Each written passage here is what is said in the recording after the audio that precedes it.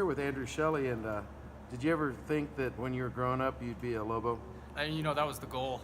When I was a sophomore in high school, I set that goal. I said I wanted to come to UNM, kick some footballs, and study mechanical engineering. And I'm lucky enough to be able to do that every single day. So it's pretty cool. Mechanical engineering, I mean, that's not like a BUS, that's a really, really strict area of study and a lot of discipline. How do you do it? So it's tough. A lot of the classes are scheduled during practice. So occasionally I'll have to leave practice early to make a class. But other than that, as long as you show up to class, do the work, it's not too bad. Kind of just. Now, you're up there with Roy Sanchez, and you knew Yvonne Sanchez when you were going to El Dorado. Tell me a little bit about your interaction with them. Did you play basketball? I actually tried out for basketball when I was a freshman, but I guess I wasn't athletic enough or anything. I think I had a cold when I tried out, and so unfortunately I didn't make the team. But other than that, I had a few interactions with both of them. Both great coaches, and I was lucky to be part of them. But the coach I probably knew the best was Coach Dotson. My football coach. Talk about Charlie. What kind of coach is he? I tell you, he's the guy that's going to keep it real with you 100% of the time. He's not going to say things to make you feel good, but he's going to be honest with you, and I think that type of attitude really propelled me and helped me survive in the college atmosphere. What did you learn from Jason Sanders? I mean, he's having so much success in the NFL. Something had to rub off, right?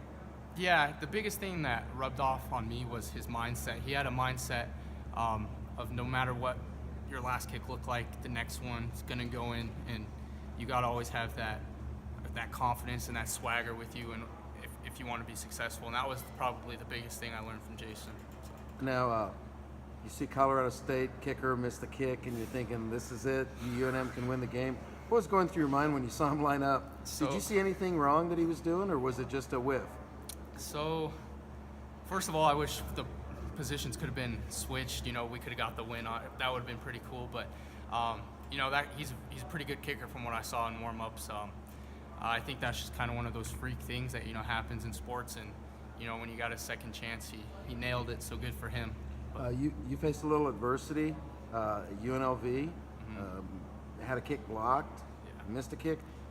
What went through your mind, and how did you get back to being accurate? So the biggest thing with the kicker is you'll hear a lot of Mason Crosby, the Packers kicker, was just talking about it, is if something doesn't feel right, it's hard to be successful. You can't out effort anything. You just kind of have to go through and trust yourself.